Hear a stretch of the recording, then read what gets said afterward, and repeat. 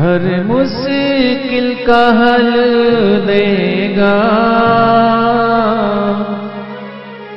गुरु चरणों में तू जा कर दे। हो कुछ होने नहीं देगा, हो इनके चरणों में आके तो दे, कुछ होने नहीं देगा।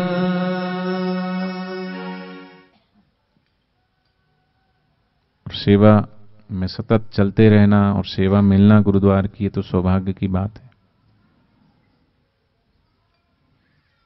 अभी तो सितंबर से लगातार सत्संग, कभी पंजाब, कभी हरियाणा, कभी दिल्ली, कभी राजस्थान, कभी उत्तर प्रदेश, कभी बिहार, कभी उड़ीसा, ऐसे 5 महीने से लगातार अभी सतत प्रोग्राम सेवा चल रही। और जहाँ चले जाओ वहीं भक्त साधक, छोटे से छोटे, कहीं ऐसे गांव में हमें लगता है इधर भी बापू जी आए, बोले हाँ इधर भी बापू जी आए। कहीं भी जाओ इधर भी बापू जी आए, बोले हाँ इधर भी बापू जी आए। कितना परिश्रम किया गुरुदेव ने, किसके लिए? ऐसे हेलीकॉप्टर में जाना, कार में, इतनी उम्र में इतनी यात्राएं करना, किसके लिए? सिर्फ उस आनंद को बांटने के लिए, जिनका स्वभाव ये बांट करके उन्हें, और वो आनंद ऐसा है बांटने से बढ़ता है।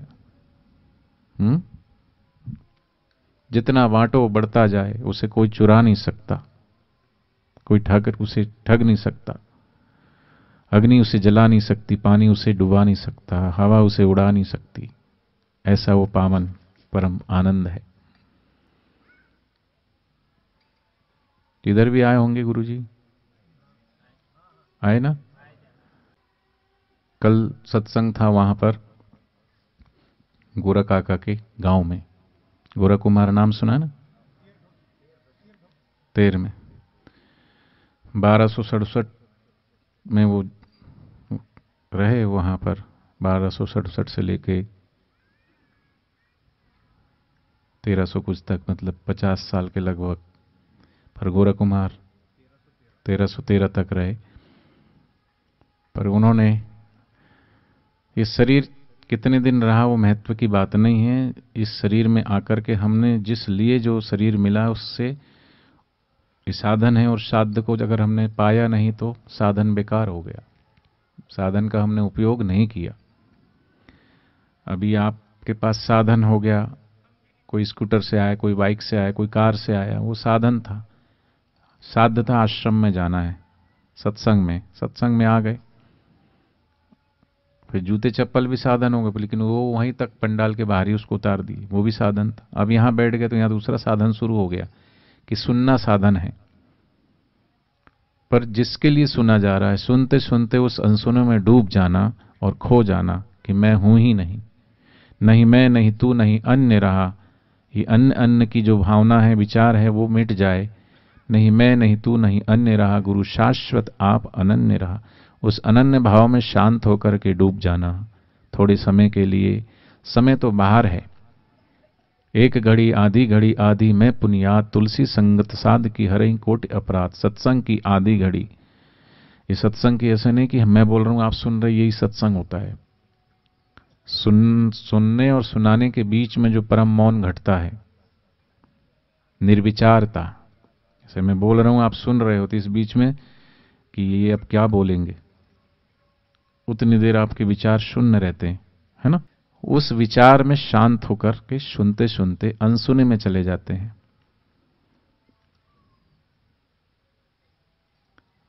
तो विचार निर्विचारता में चले जाए, शांत हो जाए, मन अमनी भाव में चला जाए, और उस अवस्था में एक घड़ी नहीं आधी घड़ी, कितना 22.5 मिनट नहीं, उससे भी आधा, आधे से भी आधा, आधी में पुनिया तुलसी संगत साध की।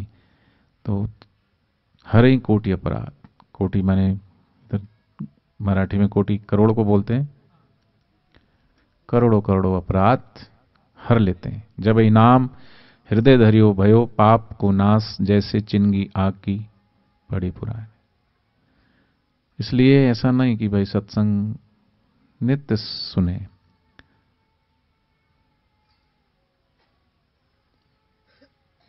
निस दिन करे ज्ञान की चर्चा है आनंद अपार।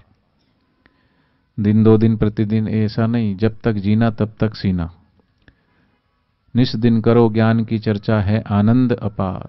जितनी बांटो बढ़ती जाए ठगो नहीं बैठ। लोक और परलोक सुधारे। ये लोक भी सुखी परलोक भी सुखी। और जिसने भगवान का भजन नहीं किया तो ये लोक भी गवा दिया परलोक भी बिगाड़ दिया। तो ये भगवान का भजन करने के लिए ही तो कितना किसने जिया वो महत्व की बात नहीं। कितने कितने भक्त कि गोरा कुमार मिट्टी रौंदते हैं तो रोंदते हैं तो रोंदते हैं तो ऐसा रोंदते हैं, वो ताल लय और ताल में ऐसे रोंदते रोंदते रोंदते विठल विठल विठल विठल विठल विठल विठल विठल विठल विठल। वो बच्चा खेलते खेलते आ गया, उसको भी रोन डाला। और उनकी पत्नी ने देखा तो एकदम से चिल्लाई, ये क्या किया। अब ये हो गया तो उन्होंने कहा, विठल मला माहित नाही और तुम्हीच करा, जे काही करा तुम्हीच करा, आप ही इसको जिलाओ, नहीं तो आपका अपमान होगा, आपके भजन का अपमान होगा। मैं तो आपकी भक्ति में लीन था, मुझे पता ही नहीं ये कब पैरों में आ गया।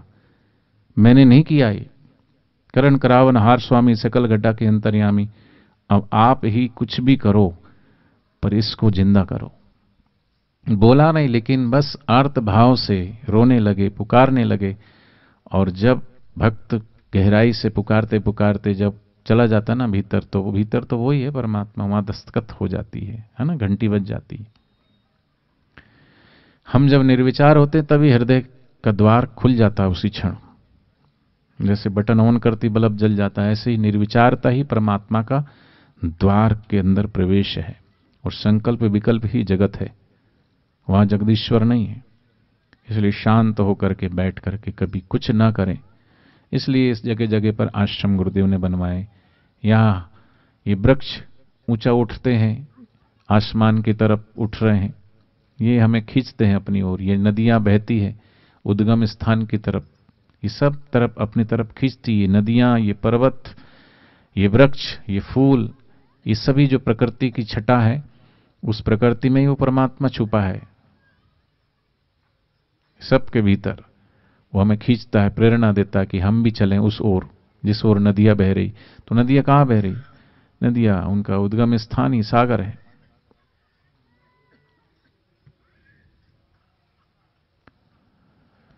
ऐसी आत्मा का उद्गम स्थान भी परमात्मा है। और परमात्मा तक जब तक हम नहीं पहुंचेंगे अपने उद्गम स्थान तक, तब तक हमें कोई संतुष्टि मिलने वाली नहीं है। चाहे कुछ भी कर लें, ईश्वर के सिवाय कुछ भी करें, तो सोचे सुबह से शाम तक जो भी कर रहे हैं, तो क्या इसमें ईश्वर का कुछ है? इससे शांति मिलेगी, इससे आनंद मिलेगा? और ये जो कर रहे हैं, ये शाश्वत की तरफ लेके जा रहा कि नश्वर की तरफ लेके जा रहा?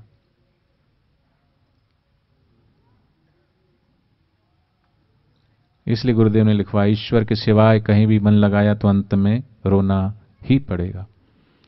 समझ लो ये परिवार कब तक रहेगा? ये परिवार भी ईश्वर के सिवाय ही तो है। ये व्यापार कब तक रहेगा? ये व्यापार भी ईश्वर के सिवाय ही है।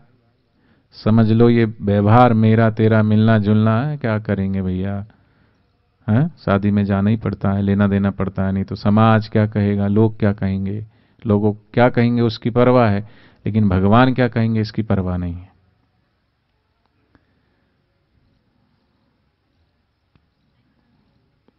सुरपंखा आई राम जी के पास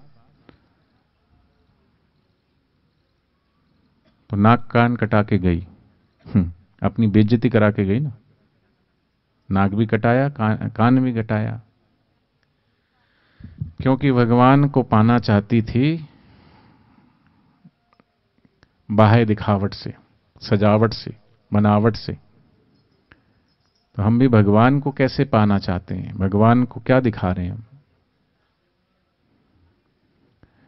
भागवत में भी दो नारियां हैं और रामायण में भी, सुरपंखा और सबरी। पूतना और कुब्जा। तो सबरी तो बेचारी बूढ़ी अम्मा है, दांत भी गिर गए होंगे आधे, बाल सफेद हो गए होंगे, चेहरे पे झुर्रियां पड़ गई होंगी, दूर का दिखाई भी नहीं देता होगा। फिर भी राम वहां जाकर के ढूंढते ढूंढते सबरी को गए, क्योंकि वहां पर दिखावट नहीं है, सजावट नहीं है, बनावट नहीं है। और शूर्पणखा वो जैसी है वैसी नहीं। अरे हम जैसे हैं वैसे भगवान के चरणों में, जैसे हैं वैसे गुरु के चरणों में हम अपने आप को रख दें तो भगवान क्या जानते नहीं है क्या? अपि चेत दुराचारी पापी भी पाप करते हैं। भगवान कहते तुम जैसे भी हो तुम आ जाओ, बस आ जाओ सच्ची शरणागत भाव से। गुरु नानक जी ने क्या प्रार्थना की कि मैं अवगुणहार की बेनती, प्रभु मैंने अवगुणहार की बेनती, मेरे अंदर गुण नहीं है, तुम सुनो गरीब निवाज जी, मैं पूत हाँ कपूत हाँ तोहे पिता तेरी लाज। बुल्ले शाह ने क्या प्रार्थना की कि ना मैं सोणी ना गुण पल्ले में किसदा मान करे सा, चारों चुक्का मेरिया चिक्कड़ भरिया में केड़े केड़े मलमल धोसा। अब जैसे अब मुझे पूरी मराठी नहीं आती, ऐसी पूरी आपको पंजाबी भी नहीं आती पर मुझे मराठी समझ में आती है, थोड़ी बहुत बोल लेता हूँ, ऐसे थोड़ी बहुत पंजाबी आपको भी समझ में आ रही है, बरोबर बर हो।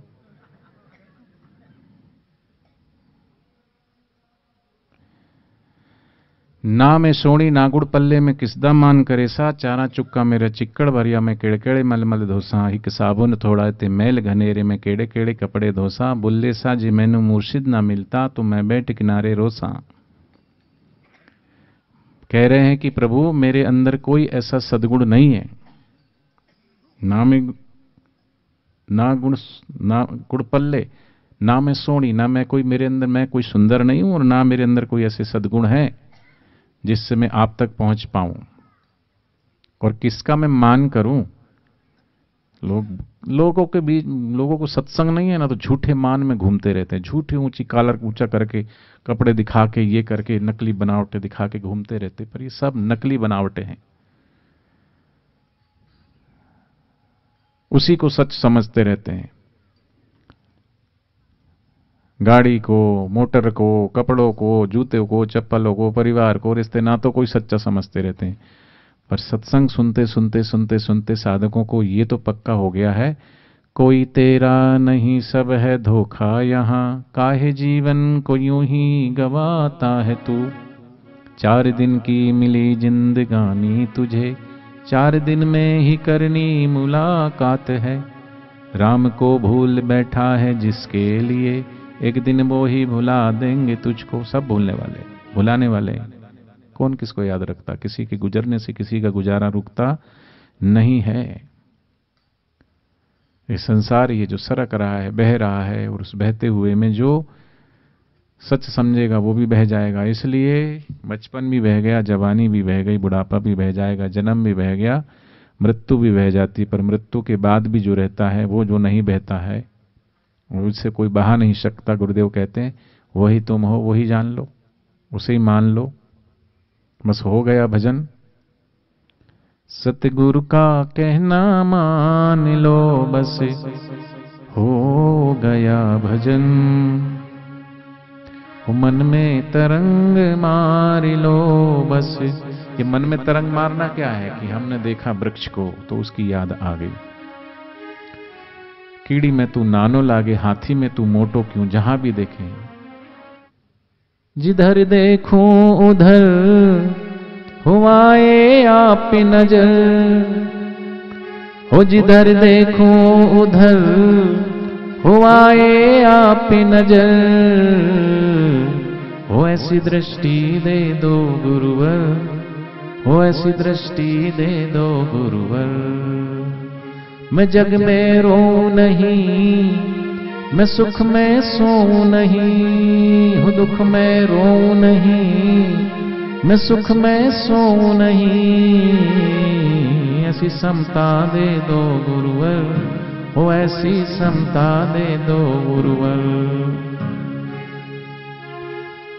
ऐसी दृष्टि सुनते सुनते सुनते सुनते अज्ञान मिटता जाएगा। अंधेरा जैसे प्रकाश होते ही अंधेरा धीरे धीरे, ज्यों ज्यों प्रकाश होता है ना, और जितनी तेजी से प्रकाश आता है अंधेरा उतनी दूरी से चला जाता है। प्रकाश कितना गहरा उतना ही अंधेरा तुरंत छट जाता है। ऐसे ज्ञान का प्रकाश उदय होते ही अज्ञान का अंधेरा दूर हो जाता है। असतो मां सद्गमया तमसुर्मा ज्योतिर्गमया मृत्युर्माम अमृतम गमया।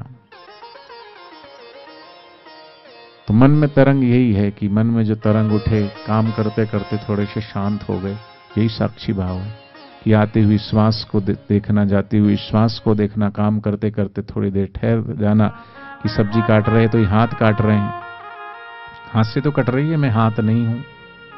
कि विचार उठा तो विचार बुद्धि में उठा है, मैं विचार नहीं हूं।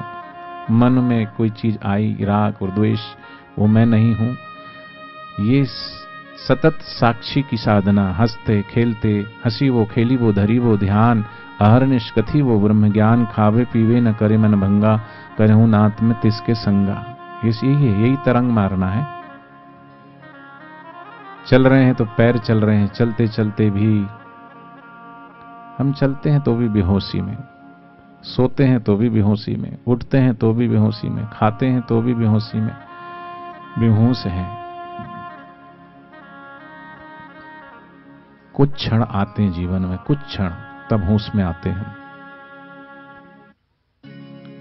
जिस क्षण हम नहीं रहते, परमात्मा ही रह जाता है, उस क्षण होश में आए, वही हमारी घड़ियां, लेखे में वही घड़ी, बाकी के दिन बाद, बाकी सब व्यर्थ है, निरर्थक है। सार्थक है गुरु का ज्ञान, गुरु का ध्यान, कि मैं शरीर नहीं, मैं मन नहीं, मैं बुद्धि नहीं, मैं चित्त नहीं, मैं अहंकार नहीं।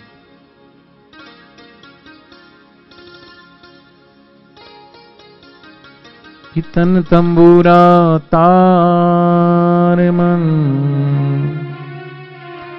जीवन है एक सांस, हरि के हाथों बज रहा, हरि की है आवाज,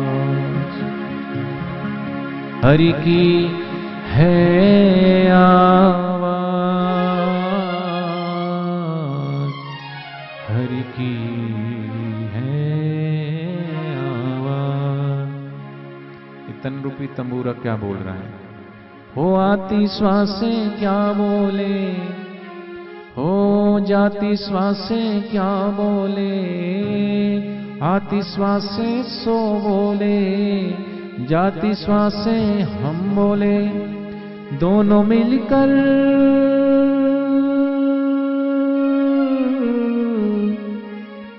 दोनों मिलकर सोहम सोहम सोहम बोले रे, तंबूरा क्या बोले रे, तंबूरा क्या बोले। सो बोले बादल गरजे, हम बोले बिजली चमके, दोनों मिलकर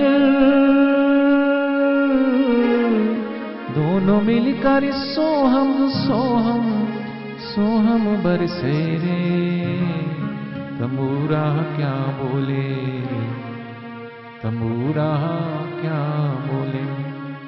सोहम सोहम सोहम सोहम। निरंजन माला घट में फिरे दिन रात, भीतर आवे बाहर जावे, अजी श्वास श्वास चली जाए, संसारी जन समझत नाही, वीरथा जन्म गवाए।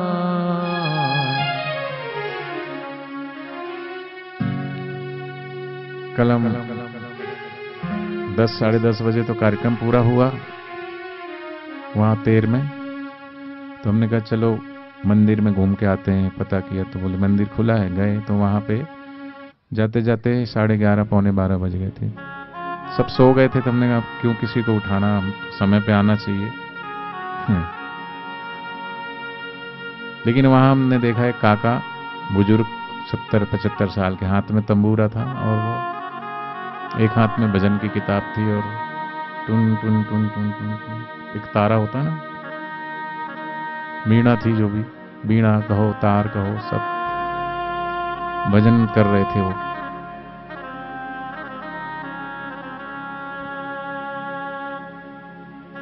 वो प्रसंग तो आपने सुना ही ना कि वहां पर उस ज्ञानेश्वर महाराज जी के समकालीन संत थे वो, तो ज्ञानेश्वर, नामदेव, तुकाराम, मुक्ताबाई, ये सब आए थे वहां, ठहरे थे।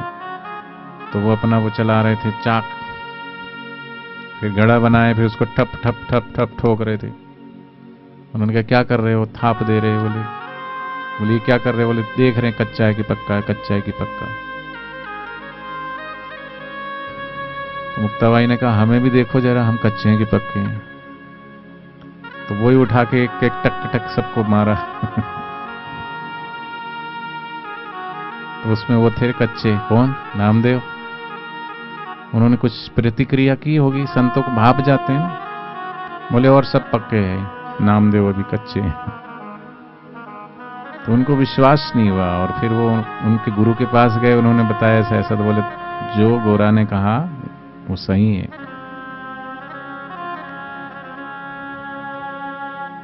इसलिए कहा गुरु कुम्हार शिष्य घड़ा, गड़गड़ काढ़े खोट, अंदर हाथ साहे दे बाहर मारे चोट। चोट क्या है? शब्द लग जाए कोई। सदगुरु मेरा सुरमा करे शब्द की चोट, मारे गोला प्रेम का हरे भरम की खोट। उनकी चोट हमारे भरम की खोट हरने के लिए होती है। हमारा विवेक उसको जगाते हैं टकोर करते हुए। इसलिए माता पिता प्रभु गुरु की वाणी विनहि विचार की शुभ जानी। माता पिता और गुरु और भगवान की बातों पे दिमाग नहीं लगाना, वहां दिल लगाना। दिमाग तो संसार के लिए, व्यवहार के लिए है, वहां गणित चलता है संसार में।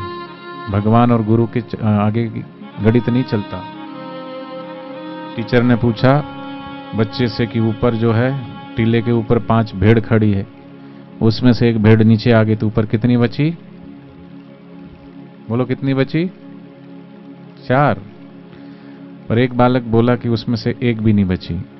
बोले कैसे? बोले मेरे घर भेड़ है, मैं जानता हूं एक नीचे आई तो सारी नीचे आ जाएगी। ये अनुभव की बात है ना।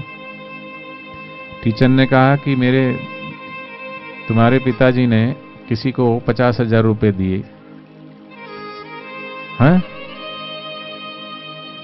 50,000 रुपए दिए 1 साल के लिए 5% के ब्याज से। तो कितना ब्याज बना 1 साल का?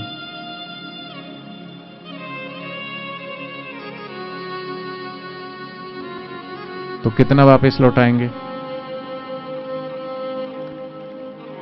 ब्याज समेत कितना? बोले 56,000।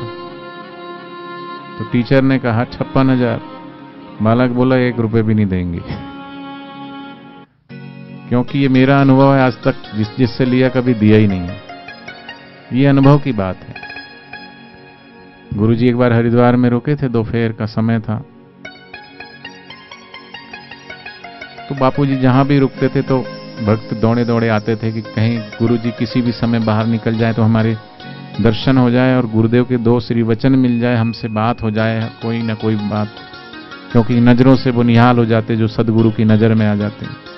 ब्रह्मज्ञानी की दृष्टि अमृतवर्षी, कुछ ना कुछ हित ही होता है हमारे लिए, चाहे वो मारे कि डांटे, कुछ भी करे, प्यार दे तो भी, प्यार में भी तार देते हैं, मार में भी तार देते हैं, फटकार में भी।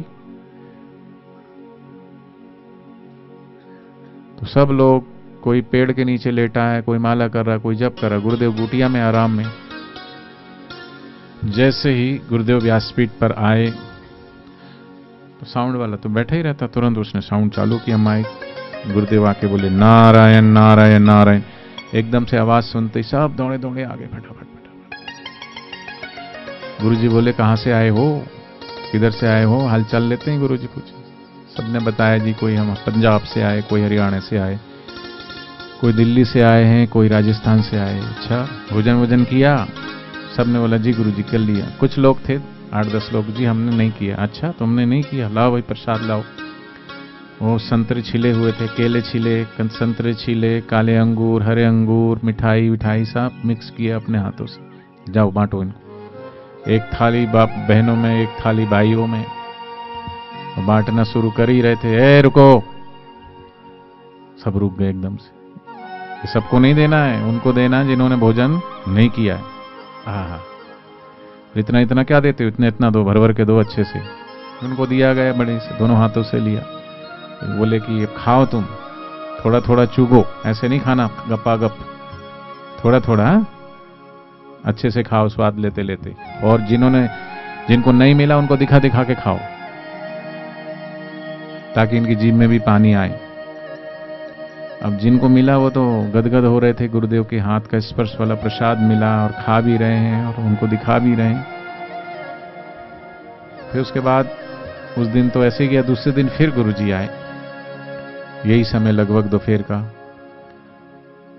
नारायण नारायण, फिर सारे इधर उधर से भाग के दौड़ के आए। फिर वही पूछा गुरुजी ने, अरे भोजन किया? तो आज जिन्होंने भोजन किया था आज उल्टा था, 10-20 लोगों ने भोजन किया, बाकी सब भूखे बैठे थे। अच्छा, गुरुजी बोले इतने सारे लोगों ने भोजन नहीं किया, लाओ वही प्रसाद लेके आओ। फिर प्रसाद वही बनवाए, फिर से बांटना शुरू किया। जैसे ही गए, रे रुको, जिन्होंने भोजन कर लिया वो हाथ ऊंचा करो। वही थे 8-10। अच्छा, अब जिन्होंने भोजन नहीं किया वो हाथ ऊंचा करो। तो बहुत सारे हाथ थे। ठीक है भाई, प्रसाद उनको दो जिन्होंने भोजन कर लिया है। ऐसा गणित नहीं लगाना, कल गुरुजी ने ऐसा किया है, ऐसा कहा है तो आज भी ऐसे ही करेंगे, ऐसे ही कहेंगे। नहीं, कोई निश्चित व्यवहार नहीं है उनका। जब जैसा जिसके लिए जो उचित होता है वैसा भीतर से स्वाभाविक हो जाता है, स्वाभाविक हो जाता है।